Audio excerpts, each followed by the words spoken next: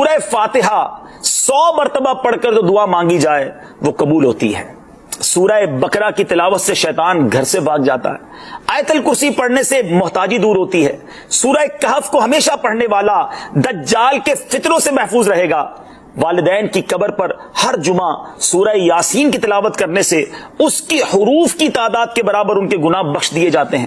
سورہ الدخان پڑھنے سے مشکل دور ہوتی ہے۔ جو قریب المرگ ہو اس پر سورہ جاسیہ کا دم کرنے سے خاتمہ بالخیر ہوتا ہے۔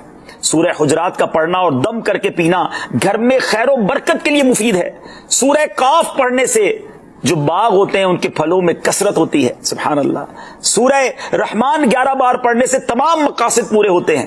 سورہ واقعہ جو شخص روزانہ پڑھے گا اسے کبھی فاقہ نہ ہوگا۔ سورہ ملک کو ہر رات پڑھنے والا عذاب قبر سے محفوظ رہے گا۔